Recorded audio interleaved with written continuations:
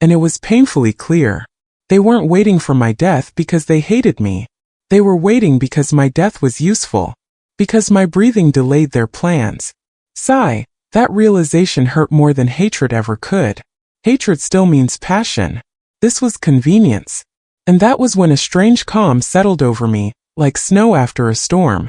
I thought of all the times I defended them. All the excuses I made to friends who said, "They don't visit enough," or "They treat you like an obligation." I laughed it off back then. Ha ha. They're busy, I'd say.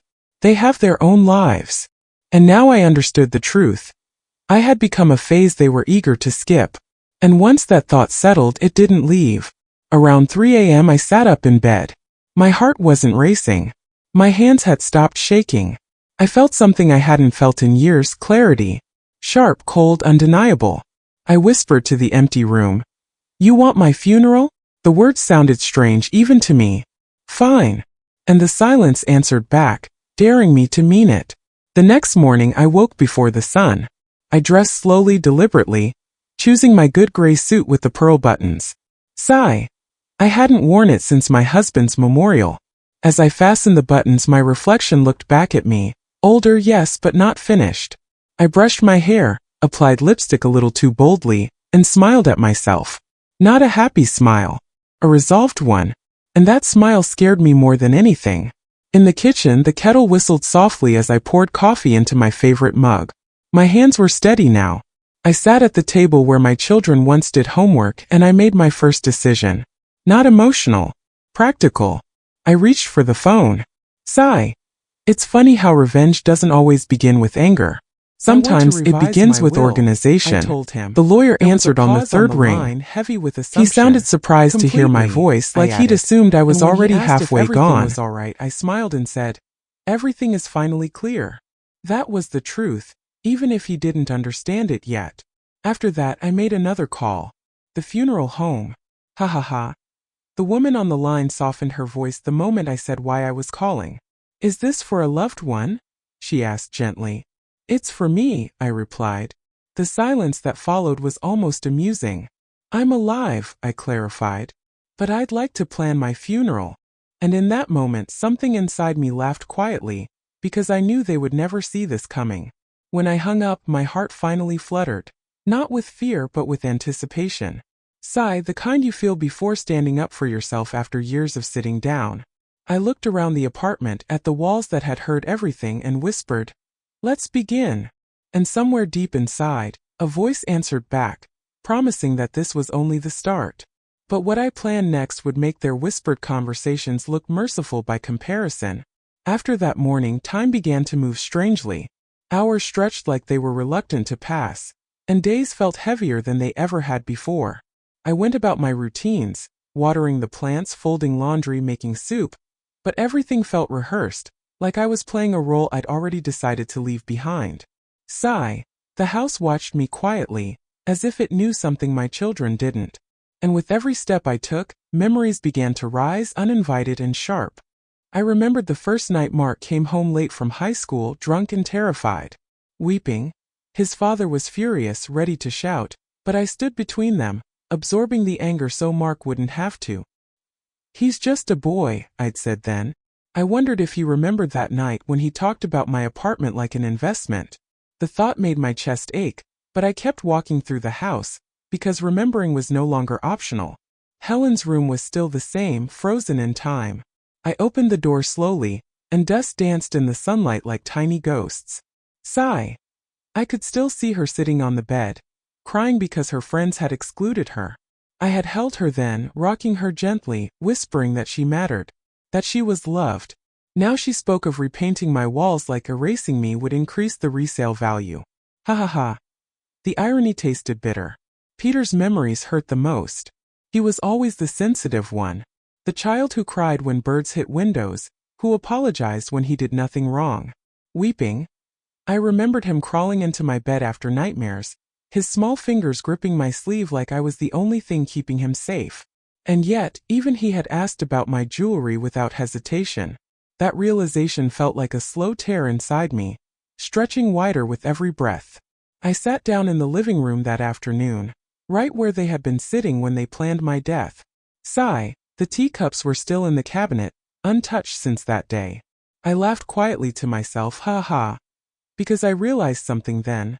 They had already held my funeral in their minds. All I was doing was making it official. And once that thought settled, it refused to leave. That evening, Helen came by unannounced. She stood in the doorway, arms crossed, scanning the apartment like an inspector. "You've been quiet," she said, suspicion edging her voice. "Are you feeling okay?" I nodded slowly, smiling. I remembered the first night Mark came home late from high school, drunk and terrified. Weeping. His father was furious, ready to shout, but I stood between them, absorbing the anger so Mark wouldn't have to. "He's just a boy," I'd said then. I wondered if he remembered that night when he talked about my apartment like an investment. The thought made my chest ache, but I kept walking through the house, because remembering was no longer optional. Helen's room was still the same, frozen in time. I opened the door slowly, and dust danced in the sunlight like tiny ghosts. Sigh. I could still see her sitting on the bed, crying because her friends had excluded her. I had held her then, rocking her gently, whispering that she mattered, that she was loved. Now she spoke of repainting my walls like erasing me would increase the resale value. Ha ha ha. The irony tasted bitter. Peter's memories hurt the most. He was always the sensitive one, the child who cried when birds hit windows, who apologized when he did nothing wrong. Weeping. I remembered him crawling into my bed after nightmares, his small fingers gripping my sleeve like I was the only thing keeping him safe. And yet, even he had asked about my jewelry without hesitation. That realization felt like a slow tear inside me, stretching wider with every breath. I sat down in the living room that afternoon, right where they had been sitting when they planned my death. Sigh, the teacups were still in the cabinet, untouched since that day. I laughed quietly to myself, ha ha, because I realized something then. They had already held my funeral in their minds. All I was doing was making it official. And once that thought settled, it refused to leave. That evening, Helen came by unannounced. She stood in the doorway, arms crossed, scanning the apartment like an inspector. "You've been quiet," she said, suspicion edging her voice. Flowers came next. "Are you feeling White okay?" lilies, Simple and I honest. nodded Slowly, smiling. Weeping. My husband loved lilies. He said they smelled like forgiveness. I laughed quietly, ha ha, because forgiveness wasn't on the schedule. Still, I ordered them anyway. Not for my children. For me. For the years I survived quietly, thinking that was the same thing as being loved. Music mattered. Sigh. I picked a hymn I used to hum while doing dishes, back when the house was loud and messy and alive. The kind of song that makes people nostalgic whether they want to be or not. I wanted them to remember. Every note would carry weight, pressing against their ribs, reminding them of things they pretended to forget. The programs took the longest. I stared at the blank template on my old computer, my fingers hovering above the keys. Sigh, what do you write about a woman who isn't dead yet? In the end, I wrote the truth. Birth, marriage, children, sacrifice, silence. I left out the bitterness. I let others read between the lines. And that omission felt sharper than any accusation. When I went to the funeral home to finalize details, the director met me with cautious politeness. Ha ha ha. He spoke slowly like I might crumble if he used the wrong word. "Some people find this process overwhelming," he said gently. I met his eyes and replied, "Some people find being erased more overwhelming." He didn't ask any more questions after that. At home, I practiced walking into the chapel in my mind. Sigh. I imagined the sound of whispers, the stiff posture of my children. The moment recognition turned into panic. My heart thudded at the thought, not with dread, but with something dangerously close to satisfaction. I reminded myself to stay calm. Control would be my sharpest weapon. Mark called that night. Sigh, his voice was strained, trying to sound casual. "Mom, people are calling me," he said. "They're asking if you're okay." I laughed Flowers softly, came next, and replied, "White lilies, simple that's and kind honest. of them." Weeping, my husband loved lilies. He said they smelled like forgiveness. I laughed quietly, ha ha, because forgiveness wasn't on the schedule. Still, I ordered them anyway. Not for my children. For me. For the years I survived quietly, thinking that was the same thing as being loved. Music mattered. Sigh. I picked a hymn I used to hum while doing dishes, Back when the house was loud and messy and alive. The kind of song that makes people nostalgic whether they want to be or not. I wanted them to remember. Every note would carry weight, pressing against their ribs, reminding them of things they pretended to forget. The programs took the longest. I stared at the blank template on my old computer, my fingers hovering above the keys. Sigh, what do you write about a woman who isn't dead yet? In the end, I wrote the truth. Birth, marriage, children, sacrifice, silence. I left out the bitterness. I let others read between the lines. And that omission felt sharper than any accusation.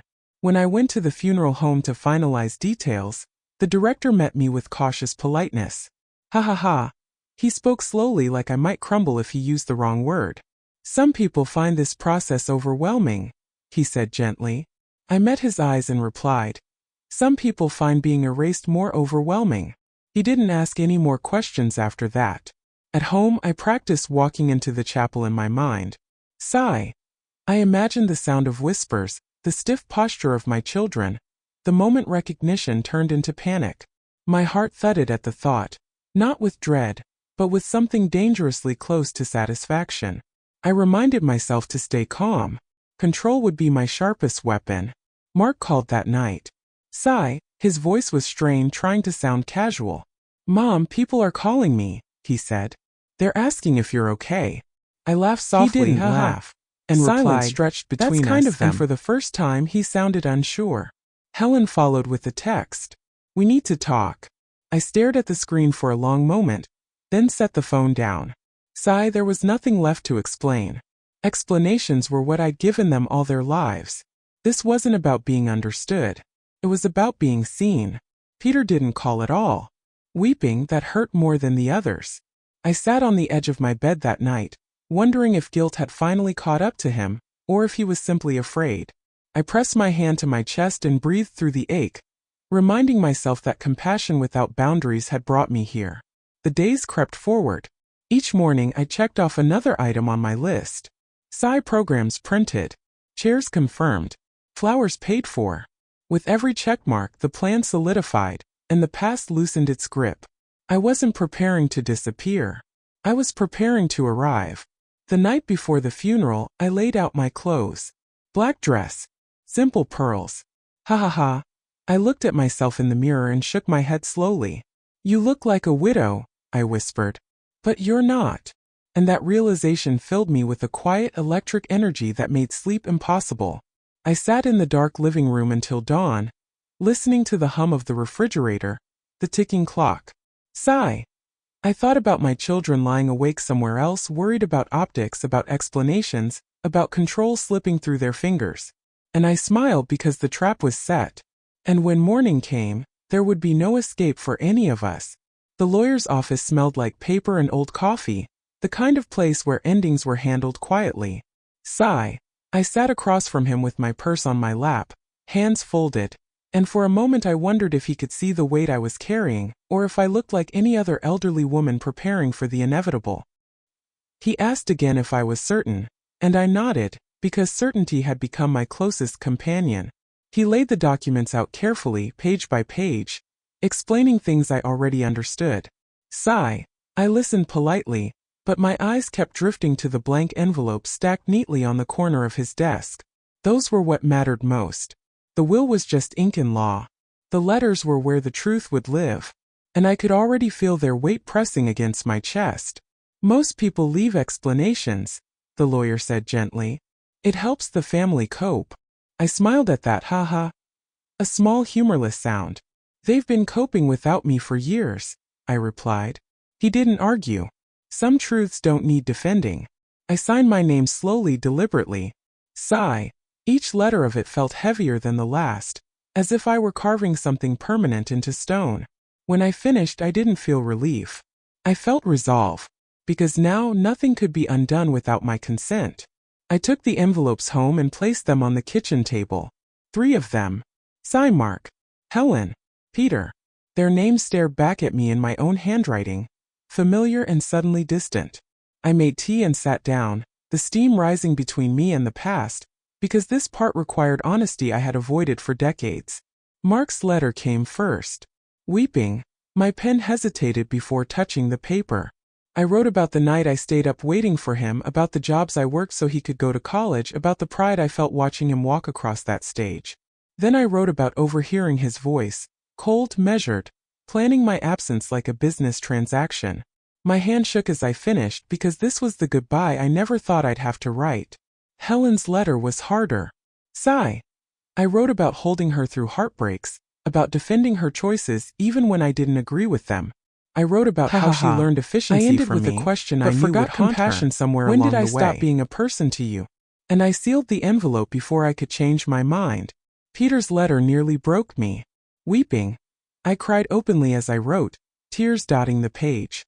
I told him he was still kind, that I believed that even now. I told him that silence can wound as deeply as cruelty. I apologized for loving him so much that I made it easy for him to hurt me. When I finished, I sat there sobbing, because this letter felt like a confession as much as a farewell. I placed the letters in my bag and sat quietly for a long time. Sigh, the kitchen clock ticked loudly, each second marking the distance between who I was and who I had become. I thought about tearing them up, about softening the words. But then I remembered the hallway, the whispers, the certainty in their voices. And I stood up. That afternoon I went through my belongings. Sigh, not to sort them for others, but to reclaim them for myself. I touched photographs, jewelry, books. Each item felt like proof that my life had meaning beyond its monetary value. I laughed softly, ha ha, realizing how little of me they had actually seen. As evening fell, my phone buzzed repeatedly. Missed calls. Messages. Sigh, I didn't read them. There was nothing left to discuss.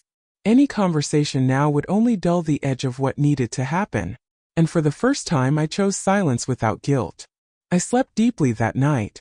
No dreams. No tears. Sigh, just rest. The kind that comes after a decision is finally made. When I woke up, sunlight filled the room and I felt lighter, almost buoyant, like something heavy had been set down. I dressed carefully, slipping the letters into my bag last.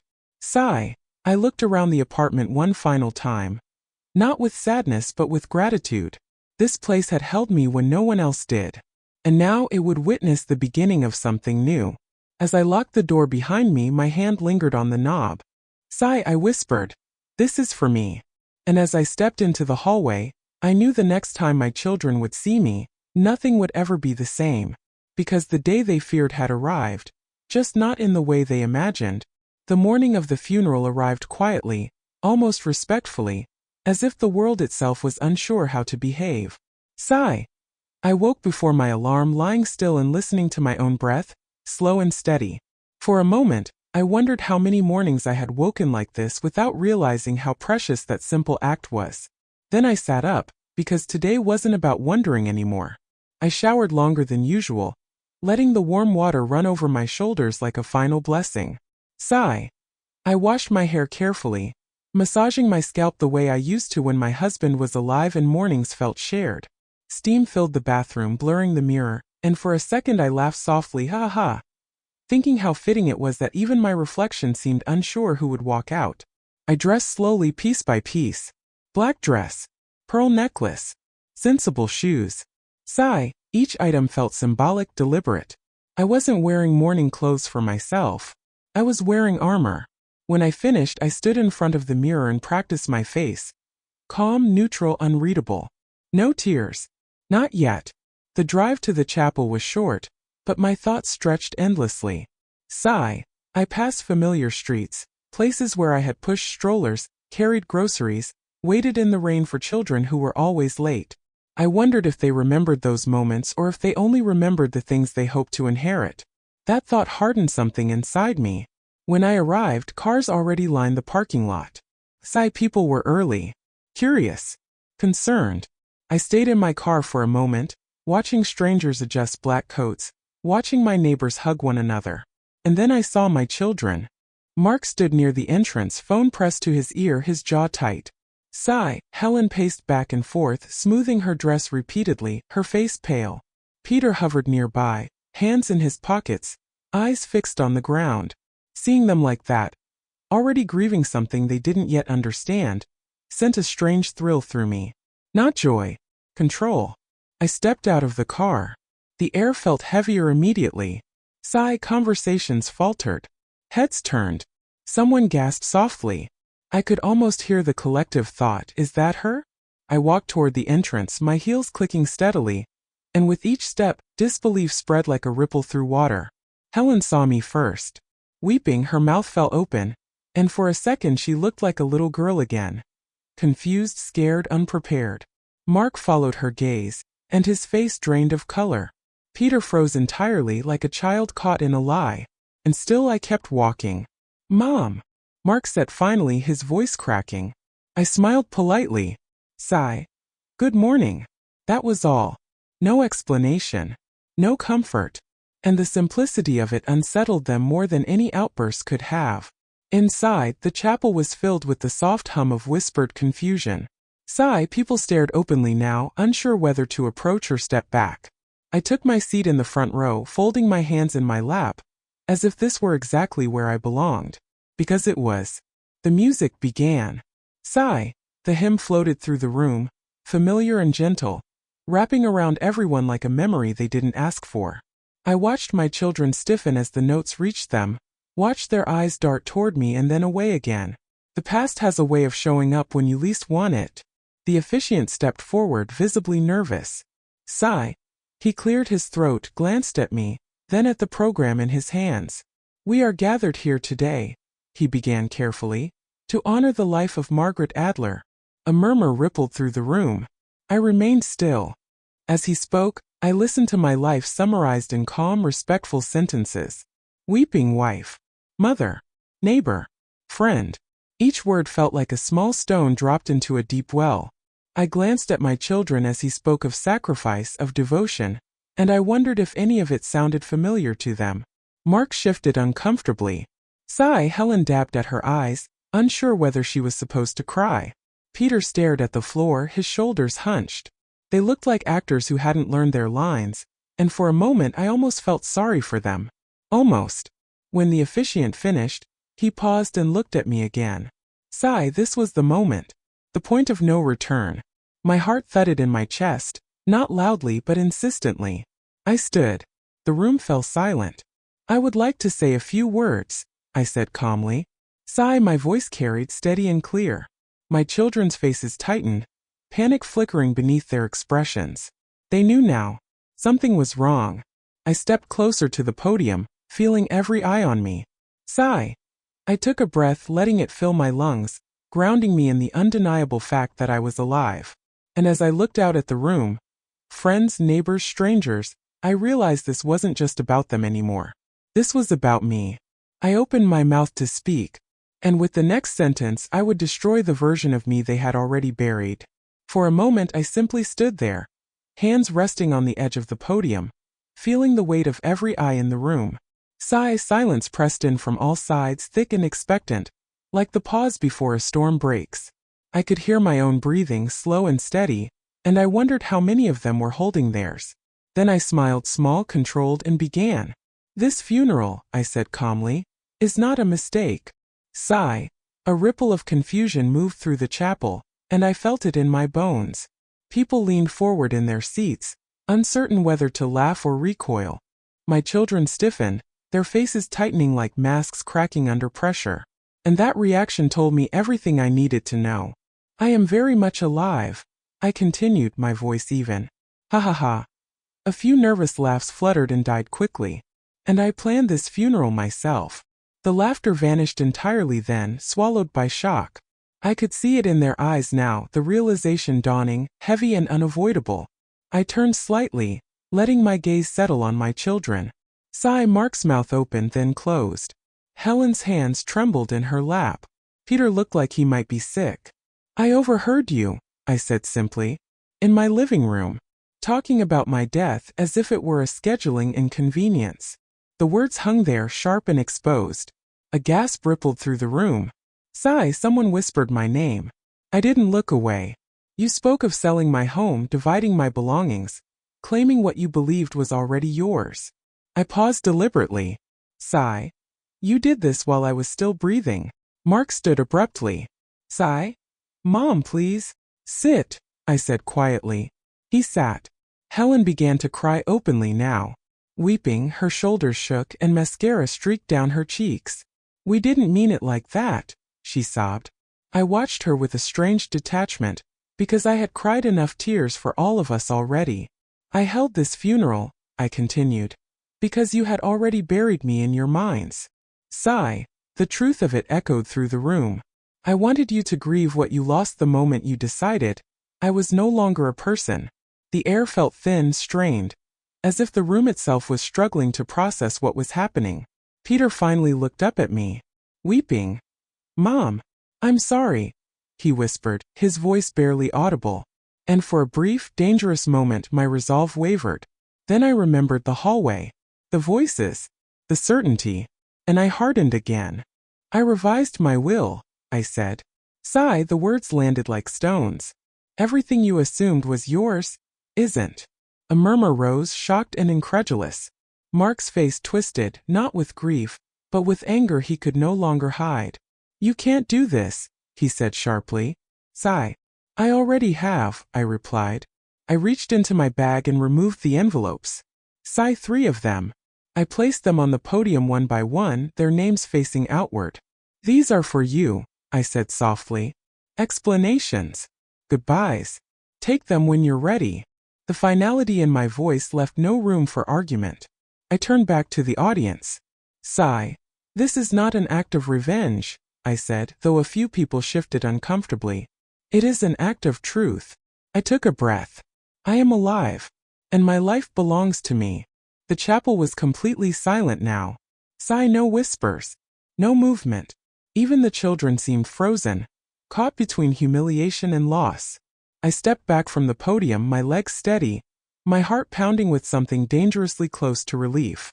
I returned to my seat and folded my hands in my lap. Sigh, the officiant stood there, stunned, unsure how to proceed. Finally, he closed the program gently and said nothing at all. The service ended without another word. People stood slowly, uncertain. Sigh, some approached me, offering quiet hugs, tearful smiles. Others avoided my children entirely, their discomfort palpable. And my children, once so certain, stood alone, exposed and diminished. As they gathered the envelopes, hands shaking, I watched them carefully. Sigh, they were mourning now, truly mourning. Not my death, but the control they thought they had. And that loss cut deeper than any funeral ever could. I walked out of the chapel without looking back. Sigh, the sun felt warm on my face, grounding and real. I inhaled deeply, the story wasn't over yet, because I knew something fundamental had would echo far longer than that. After the funeral, the world didn't end the way my children had imagined it would. Sigh, there was no inheritance to argue over, no keys exchanged, no sudden freedom bought with my absence. Instead, there was only me, alive, breathing, walking forward while they stood frozen in the wreckage of their expectations. And sometimes survival is the cruelest ending of all. I went home alone that afternoon. Sigh, the apartment greeted me with familiar silence, but it no longer felt lonely. I took off my shoes, hung my coat, and sat in my chair by the window. Outside, life continued. Cars passing, children laughing, a woman walking her dog. Ha ha ha. The world had not paused for my dramatic moment, and that realization felt oddly comforting. My phone rang that evening. Sigh, I didn't answer. Then it rang again. And again. Messages piled up. Apologies, accusations, confusion tangled together in desperate knots. I turned the phone face down and made myself tea, because for once I didn't know anyone immediate access to me. Peter was the first to come by a few days later. Weeping, he stood at the door like a child again, eyes red, shoulders slumped. "I read the letter," he said quietly. I nodded. We sat together in silence for a long time, the kind of silence that acknowledges pain without trying to fix it. When he left, he hugged me tightly. And for the first time, I didn't feel responsible for how broken he was. Helen followed weeks later. Sigh, she was defensive, brittle. She apologized without really apologizing, explaining instead of listening. I let her speak until her words ran out. Then I said calmly, "I hope one day you understand why I had to do this." She didn't answer. She just nodded, eyes downcast. And that unfinished understanding would stay with her far longer than anger ever could. Mark never came. Ha ha ha. That surprised me less than it should have. Control had been his comfort, and I had taken it away publicly. Some losses are unforgivable, not because they are unjust but because they are deserved. I stopped waiting for him the day I stopped waiting for permission to live. The letters did their work quietly. Sigh. I heard through others that Mark raged, Helen spiraled, Peter withdrew. They replayed that day over and over, searching for a version where they were the victims. But there wasn't one. The truth doesn't bend to comfort, and it certainly doesn't apologize. I changed my routine after that.